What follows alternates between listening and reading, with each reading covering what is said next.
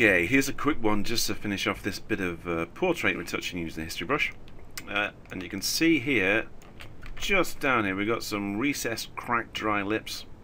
And I'm going to show you a little technique to overcome this just using the history brush. We're going to use actually a copy layer with a bit of blur in it. So without much further ado, let's get cracking. On your background, if you can go Control J, Command J, just bring up a new layer or just drag it down onto the new layer icon at the bottom.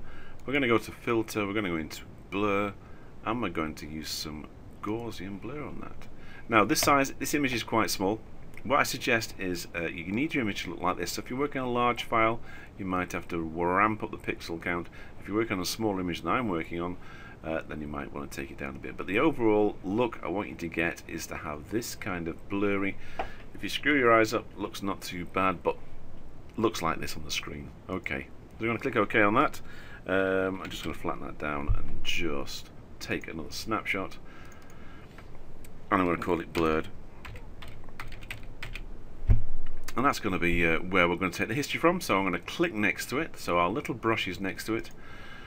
And the one we're going to put it into is the eyes one. Remember, we worked on the eyes with the history brush, put some density in there. And we're going to work and we're going to solve the problem of these dark cracks that are on the inside of the lips here. And to do that, we're going to choose the history brush, which is over here, don't forget. And we're going to make sure it's a squidgy soft one, that the hardness is turned down. Opacity to start with about 30%. If you can't do it, just use this keyboard shortcut. Hit the 3 on your keyboard. That'll take it down to 30%. And our blend mode, as you've probably just seen, is going to be in a lighten mode. So let's just go in a bit closer on this and have a look and see what's going on. So you can see there we've got these dark little cracks running through the lips. We're working at 30% with the lighten blend mode, with a blurred history going back into this. And let's just see what we can do. We're using lots, well I'm using lots of little short strokes. You can actually increase the opacity if you want to there, or you could probably hit the 6 on the keyboard just to really speed this whole thing up.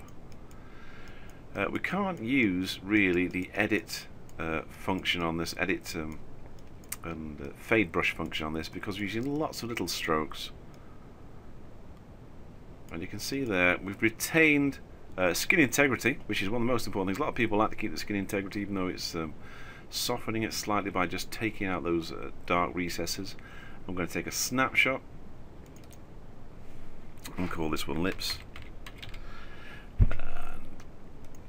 Look at that. Let's go out again. So Control minus a couple of times. Let's see where we were, and let's see where we've got to. Let's come in again. We're a bit too far out. So let's go to. We've finished on eyes. We've done our retouching with the hair and the eyes and everything. We found that problem. We've blurred it by using a copy layer and just using Gaussian blur and just blurring it down. We've changed our history brush into a light and blend mode, still soft and squishy. We've used between 30 and 40% opacity, and we've just painted on those darker areas, and the result we got was this. So we retained skin integrity. We've just used the history brusher once again. It's a useful little tool, as you're finding out as you go through these tutorials. Get rid of that.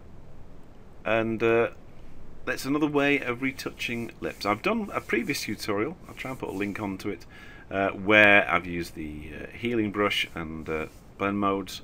This is another way of approaching it. You know, with Photoshop, there's more than one way of doing any one given task. Sometimes there's 10 different ways of doing one given task.